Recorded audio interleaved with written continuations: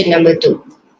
On the basis of intangible factors, which location should the company decide on? Why? So now this question is asking on the intangible factors. So you have to perform a separate calculation to use intangible factors. Okay. So to use intangible factors here, we refer to the second table. Let's read the sentence that is below the table. Among the intangible factors to be considered, labor availability is the most important factor, followed by the government influence and lifestyle. The least important factor is community awareness. Okay, bear in mind, this is the most important sentence for you to perform intangible factors calculation.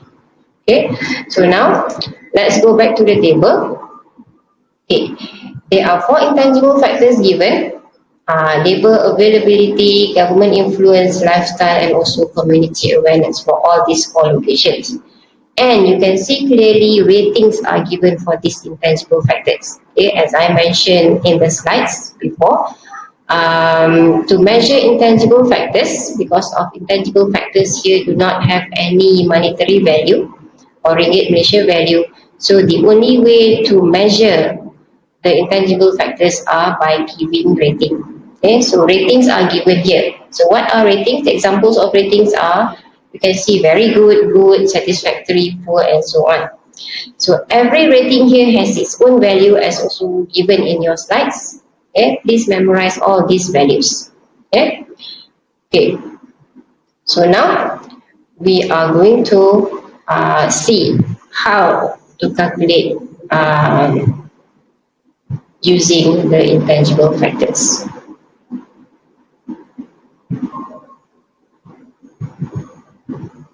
Okay, so we have 4 factors available for the intangible factors. Okay, I write in short form here. Okay, the first factor is labor availability, government influence, lifestyle, and also community awareness. Okay, now let's look at the sentence that I said it is a very important sentence just now, right below the table. This sentence here is saying that out of these 4 factors, which one is the most important, second important, third, and the least important? Okay, so as you can read from here, among the intangible factors to be considered, it says over here, labor availability is the most important. Okay, labor availability is the most important, followed by government influence and lifestyle. Okay, so ayat ni mengatakan dalam daripada empat faktor yang ada ni, labor availability ni adalah yang paling penting. So this sentence is giving you a rank of importance. Rank of importance. Okay, so for that you have to assign the rank first for all these 4 factors. So sentence here says labor availability is the most important, so you give rank number 1. Second factor, not second factor, let's see the next sentence. Followed by government influence. So this is the one. Government influence, meaning that this is in rank number 2. And lifestyle. So this will be the next in the sequence of the rank. And the last sentence is the least important factor is community awareness. So factor yang paling tak penting adalah community awareness. So you give rank number 4. So the third sentence here does not give you these numbers, but the sentence here arrange for you in terms of rank of importance. So soalan ataupun bukan soalan, ayat ni menyusun kepada you daripada 4 faktor ni, yang mana paling penting, second penting, third, and also the least importance. Then you have to convert that sentence into numbers. The most important, rank dia nombor 1, paling penting. Followed by government influence, dia kata nombor 2. Dia tak kata nombor 2. Followed by, so automatically you know it comes after rank number 1. Then also lifestyle. And the least important, meaning that will be in the last rank 4. Okay, so this sentence is very important. You have to write in the numbers here. You don't have to rearrange this. Faktor-faktor ni jangan diubahkan susunan dia. Whatever you have in your question, that is how you arrange your factors. You just play around with the numbers over here. Okay? Then, from the rank that you have written over here, then you convert into weights. Okay, so what is weights here? It has the same concept as merit just now that we covered intangible factor. Okay, now you convert. So for rank number 1, what should be the merit or the weight? Okay, rank number 1 will get the highest merit, so 4 will be here. Second in the rank will be the next number, the next merit yang paling rendah sikit markah dia. Rank number 3 markah lagi rendah, and rank yang terakhir yang berada di kedudukan yang last, rank number 4, you should give the lowest merit or the lowest weights. Weights and merit ni adalah marks. The one with the first rank yang paling penting should be given the highest weight. Second rank, the next marks, next lower marks. Third rank, the next lower mark, and in the last rank will be given the lowest weight or the lowest merit. So dia adalah the opposite. Okay, so now from these two from these two columns, this is not going to be used anymore for your calculation. This will be the one to be used. But in order to get this column, it has to come from here. So this is also important for you to get this. So now, from now on, we are going to use this, not this one.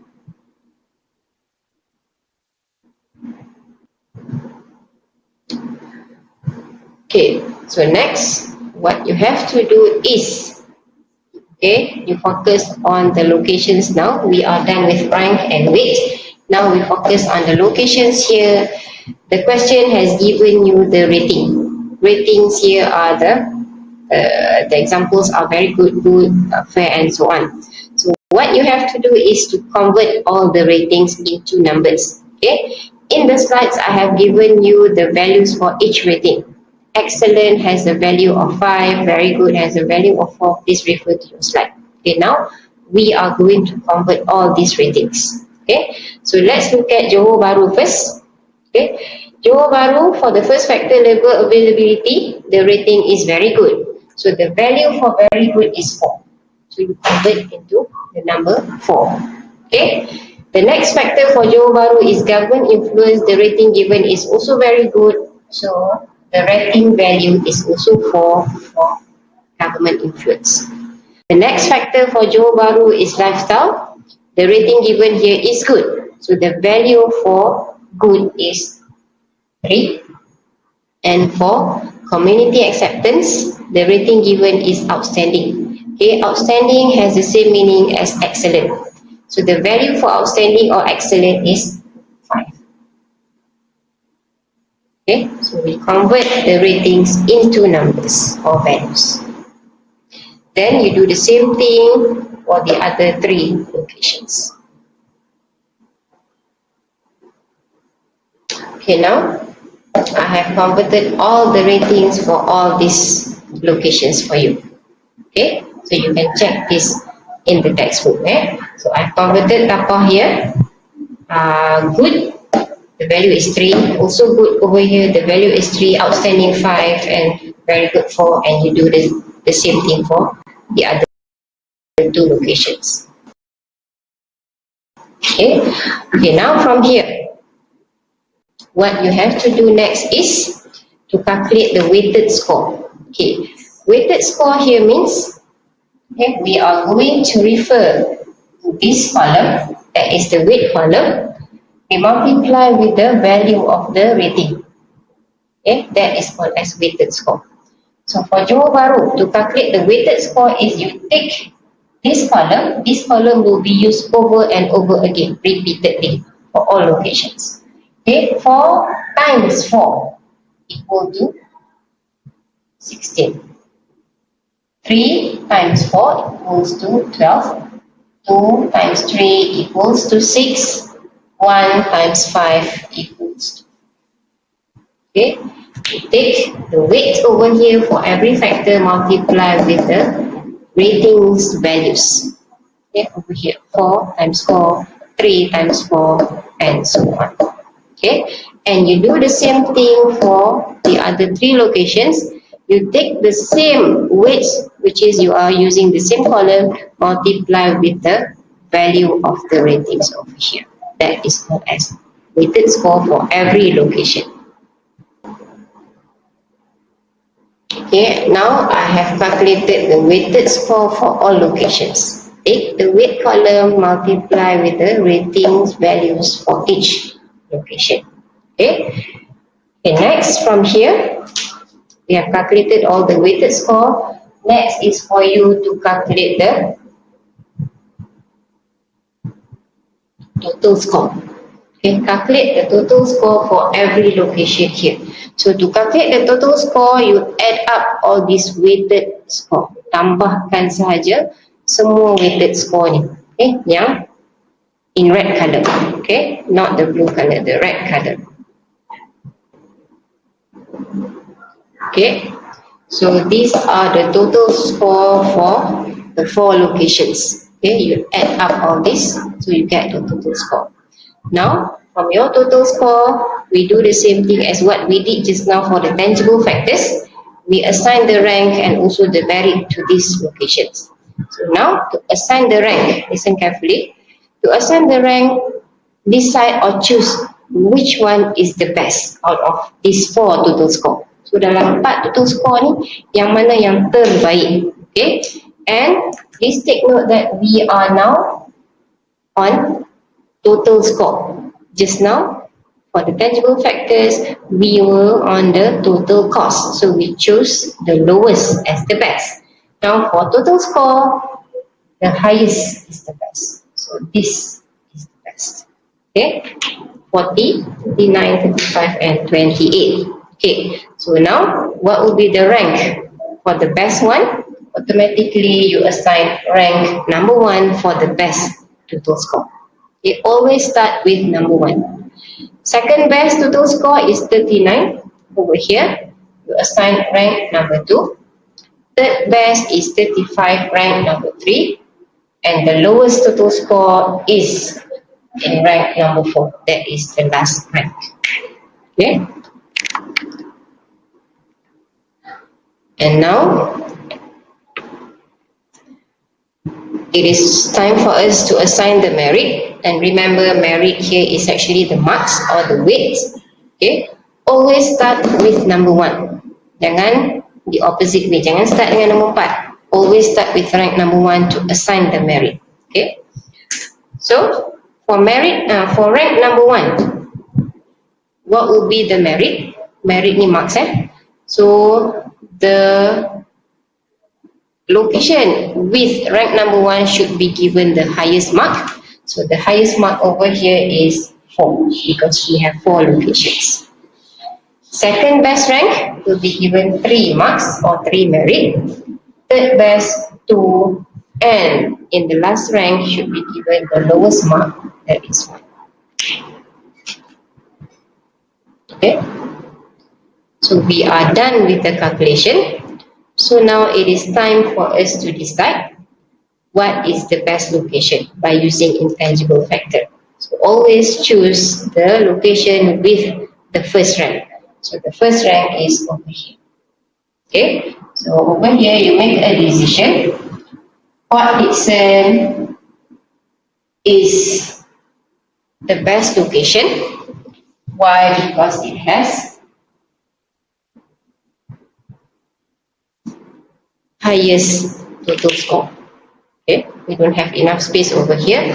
Please come up with a proper sentence. Your decision is Port Dickson is the best location. Why? Because it has the highest total score. Okay, so that's all for the intangible factors, which require quite a long calculation. Okay, there is one hint or one clue to give you on these intangible factors. Okay, The example that we are using here is giving you this rank of importance in terms or in a form of sentence. Okay. Sometimes the question does not give you the rank of importance in sentences. Kadang-kadang soalan directly give you the rank in a form of column like this. So you use what is given in the column and directly convert into the weight. Okay, that is one or another way the question can give you. Another thing or another way that the question on intangible factor might be given to you is where the calculation does not give you any rank. The question just gives you the weights. Okay, clearly mentions the weight is given in the question. So if weight is given without giving you any rank, then you don't have to do any conversion. You use weight directly to perform the next calculation like this. Okay, so the most important thing here is the weight here. So in order to get the weight, you have to have the rank. It depends. Okay, unless the question gives you weight directly, then you don't have to worry about rank. Tak payah patah balik. You just use this, then go ahead with the next calculation.